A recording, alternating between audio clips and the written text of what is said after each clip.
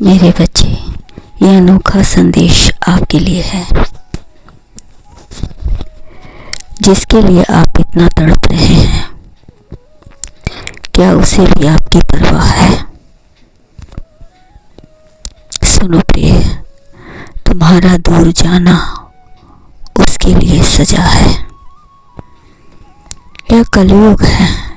यहाँ लोग दूसरे की तकलीफ को कर्मों की सजा मानते हैं और खुद की तकलीफ को परीक्षा मानते हैं। गलत जगह सम्मान दे दिया, व्यर्थ से दे दिया प्यार। हीरे की कीमत क्या जाने कचरे के ठेकेदार। सुनो प्रिय, आज का यह संदेश तुम्हारे लिए खास है। रास्ता बंद नहीं, बस थोड़ा सा जाम है। पैर जमाने के लिए इतना ही काफ़ी है। विश्वास की नैया डगमगाने मत दो, बस थोड़ा धैर्य रखो। कभी कभी जिम्मेदारियां इंसान को जिम्मेदार बना देती है। विश्वास करो, मैं तुम्हें भूल नहीं हूँ, बल्कि मैं तुम्हारे लिए वही विधान किया है जो तुम्हारे लिए उचित था। मैंने आज तक जो कुछ भी किया तुम्हारे लिए मंगल ही किया। हम एक दूसरे को चाहते हैं, प्यार करते हैं, किंतु हर चीज़ को पाने में थोड़ा वक्त लगता है। गेहूं का एक दाना बोते हो तो कुछ समय पश्चात पौधा बनता है, उसके बाद फूल लगते हैं, फल लगते हैं, तब हमें हजारों दाने के रूप में वह हमें मिलता है। इस तरह विश्वास रखो, हमारे अच्छे कर्मों की वजह से हमारे रास्ते भी आसान होंगे।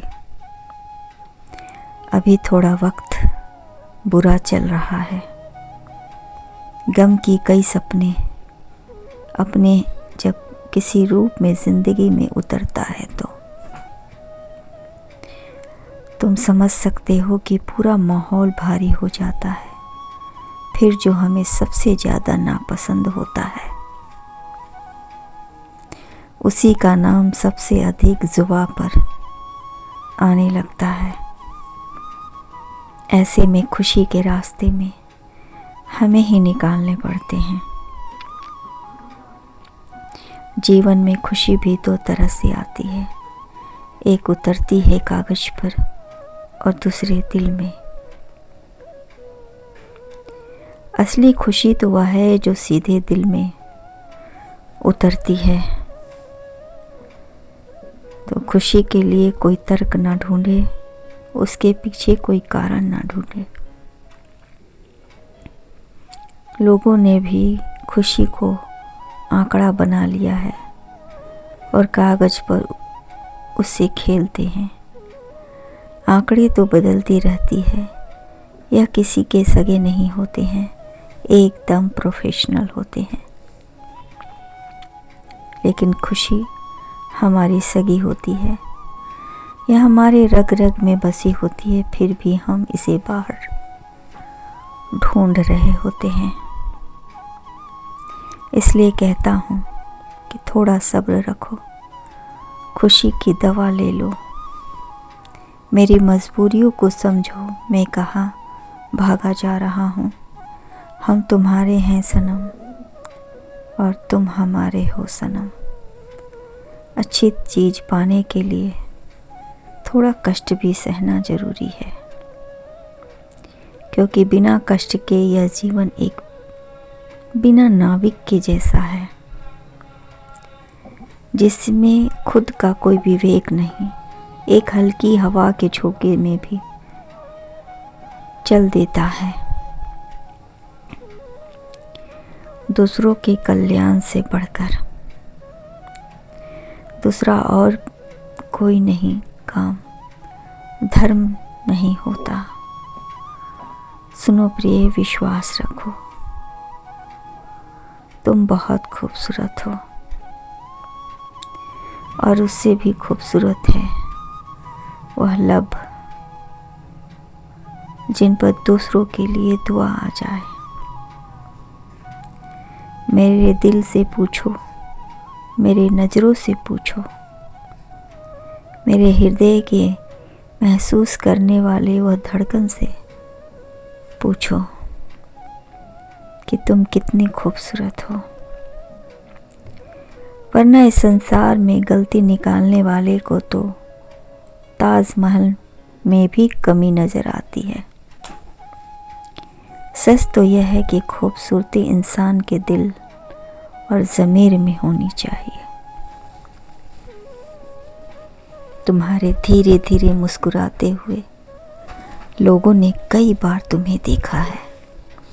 सचमुच तुम जितनी खूबसूरत हो उतना ही खूबसूरत तुम्हारा चरित्र है। प्रेम से बढ़कर त्याग, दौलत से बढ़कर मानवता, परंतु सुंदर रिश्ते से बढ़कर दुनिया में कुछ भी नहीं है।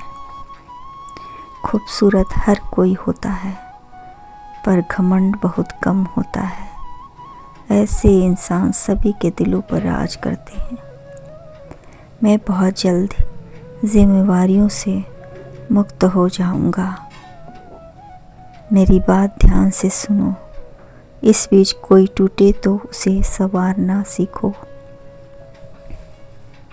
कोई रूठे तो उसे मनाना सीखो,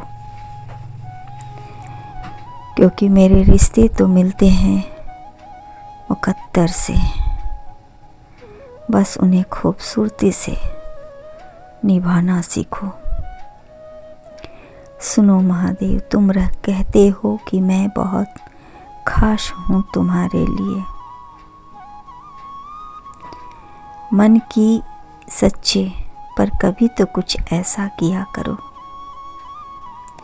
जिससे मुझे भी भरोसा हो जाए तुम्हारी बात पर। लोग कहते हैं कि मोहब्बत एक बार होती है महादेव, पर मैं जब तुम्हें देखता हूँ तो मुझे तुमसे मोहब्बत बार बार होता है। महादेव, तेरे इश्क का असर है कुछ ऐसा जिसकी भी सूरत देखूं वही लगे आपके जैसा। सुनो प्रिया, बिखर दूंगी मैं खुद को एक दिन हवाओं में, तब मेरी मन को तुम पहचान तो जाओगे ना। देखो मुझे भूल मत जाना, मैं तुम्हें फिर से कहता हूँ, तुम मेरे हो सनम। अब समस्या चाहे कितनी भी गंभीर क्यों ना हो, यदि परिस्थितियां सही है तो सब ठीक हो जाएगा। मैं जीवन में परिवर्तन का तहे दिल से स्वागत करूंगा, क्योंकि मैं भी एक तरह से जिंदगी जीते जीते बीमार हो चला हूँ। मुझे भी ताज़ी हवाओं में विचरण करना है, तुम्हारे साथ मिलकर झूले झूलने हैं, सपने देखने हैं। आगे के महफिल के लिए शीघ्र ही हम तुमसे मिलते हैं। अब तुम तैयारी कर लो मेरे साथ वक्त बिताने के लिए, अपनी ज़िंदगी में रंग भरने के लिए। तुम्हारा सनम आ रहा है जिसे तुम बड़े गर्व से कहते हो। तुम हमारे हो सनम, हाँ मैं तुम्हारा हूँ। अब सदा सदा के लिए हम दोनों साथ रहेंगे। महादेव के आशीर्वाद से कल्याण हो।